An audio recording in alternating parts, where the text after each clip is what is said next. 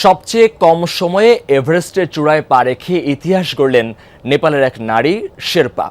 সর্বমোট ২৪ ঘন্টা ২৬ মিনিট সময়ে পর্বতে আরোহণ এবং নিরাপদে ফিরে এসে গিনেস বুক অব ওয়ার্ল্ড রেকর্ডে যুক্ত করেন নিজের নাম। তার এই অর্জন সাড়া ফেলেছে নেপাল সহ সারা বিশ্বে। শিয়া বাটার, অ্যালোভেরা ও ভিটামিন ই সমৃদ্ধ লিলি বিউটি সোপ। পৃথিবীর সর্বোচ্চ পর্বতশৃঙ্গ মাউন্ট এভারেস্ট দুর্গমের শিখরে ওঠার রোমাঞ্চকর মিশনে প্রতি পদে পদে বিপদের শঙ্কা। সেই সব জয় করে নেপালের নারী শেরপা ফুনজো জাংমু লামা গড়লেন অন্যরকম এক রেকর্ড। বেস ক্যাম্প থেকে বুধবার বিকেলে যাত্রা শুরু করেন লামা। পরদিন বৃহস্পতিবার সকালে পর্বতচূড়ায় পা রাখেন তিনি। এ পর্যন্ত তার সময় লাগে ১৪ ঘন্টা ৩১ মিনিট। এরপর ফিরে আসেন ক্যাম্পে। সব মিলিয়ে সময় লেগেছে ২৪ ঘন্টা ২৬ মিনিট। নারী পর্বতারোহীর মধ্যে যা এ পর্যন্ত সবচেয়ে কম সময়ের রেকর্ড।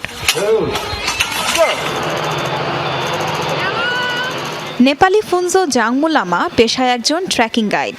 নারী হিসেবে সবচেয়ে কম সময়ে ওয়ার্ল্ড রেকর্ড গড়ায় উচ্ছ্বসিত তিনি। লামার এই অর্জনে তাকে বরণ করতে বিমানবন্দরে ভিড় জমিয়েছিলেন তার সহকর্মী এবং শুভাকাঙ্ক্ষীরা। সারা বিশ্বের মানুষ আমার জন্য দোয়া করেছে, শুভকামনা জানিয়েছে। তাদের দোয়াতেই এভারেস্টের চূড়ায় পা রেখেছি এবং সুস্থভাবে ফিরে এসেছি। এর আগে ২০২১ সালে গিনেস ওয়ার্ল্ড রেকর্ডের সবচেয়ে কম সময়ে নারী এভারেস্ট বিজয়ী হিসেবে নাম লিখিয়েছিলেন হংকংয়ের সাং ইয়েন হান। তার সময় লেগেছিল ২৫ ঘন্টা ৫০ মিনিট। তাজরিয়ান সোভান, যমুনা নিউজ।